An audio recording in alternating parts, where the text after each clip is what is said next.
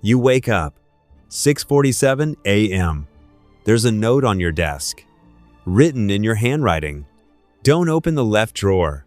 You don't remember writing it. You don't remember sitting at that desk. You don't remember anything after 11 p.m. last night. But here's what scares you most. This isn't the first note. You're nobody special. Normal job, normal apartment, normal life. Then the note started. The first one was a grocery list. You convinced yourself you wrote it half asleep and forgot. The second one was a phone number with no name attached. You called it. No one answered. The third one was 3 words. He saw you. You didn't know what that meant. You threw it away. 2 days later, your neighbor knocked on your door and told you someone had been standing outside your window at night, 3 nights in a row, always between 2 and 4 a.m. The hours you can't account for. You set up a camera. You told yourself it was for peace of mind. You told yourself you'd watch the footage and see nothing and laugh about it and go back to your life. You watch the footage.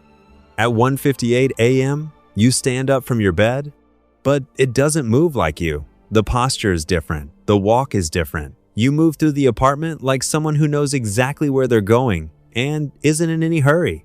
You sit at the desk. You pick up the pen. You write for 11 minutes without stopping. Then you put the pen down, go back to bed, and lie down so smoothly it looks rehearsed. By 2:09 a.m., you're still again. You watch it 4 more times.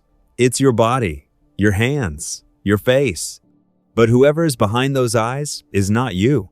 You start reading the notes differently now. One of them had your best friend's name, and underneath it, a date and a specific lie he told you 3 years ago, a lie you never caught. You confronted him. He broke down. It was true. Every detail was true. Another note had your work login password, not your current one, the one you were going to change to that morning before you typed it anywhere. One note was just coordinates. You put them into maps. It was a storage unit 40 minutes outside the city. You've never been there. You have no memory of renting it. You drove there anyway. Your key opened the lock. Inside was a box. Inside the box were photographs, places you'd been, people you'd spoken to, timestamps going back 14 months. Someone had been documenting your life from the inside. You stopped sleeping, or you tried to. On the 4th night, you fought it. You drank coffee, you kept the lights on, you paced. At 1:30 a.m., you were still awake, and you felt certain you were going to make it through. You woke up at 7 a.m. in bed with no memory of lying down. On the desk, one note, different from the others, longer, neat handwriting that looked almost careful, like someone who wanted to be understood. You keep trying to stay awake. I find that more frustrating than anything else you've done. We share this body, but you act like a tenant who won't acknowledge the landlord.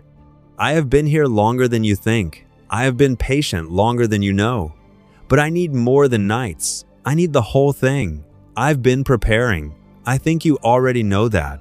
The storage unit was just what I let you find. Stop fighting the sleep. It would be easier for both of us if you simply let go. You read it 3 times. Then you notice something. The handwriting wasn't just similar to yours. It was better than yours. Cleaner, more confident, like a version of your handwriting that had been practicing. You went to a neurologist. They found nothing. You went to a psychiatrist.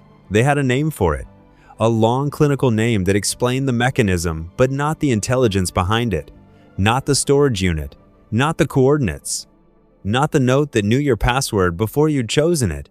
You went home. There was a note on the desk. The doctor can't help you. He's measuring the house. I am the one living in it. It's been 6 weeks. The notes have stopped. Not because it's gone, because it doesn't need to leave notes anymore. Last night, you looked in the mirror at 2 a.m. and you can't remember walking to the bathroom.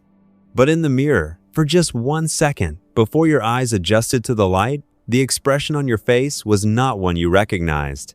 It wasn't fear. It wasn't confusion. It was satisfaction, like something that had been waiting for a very long time had finally stopped waiting. You are loved by the people in your life, known by none of them, because the person they know is not always you.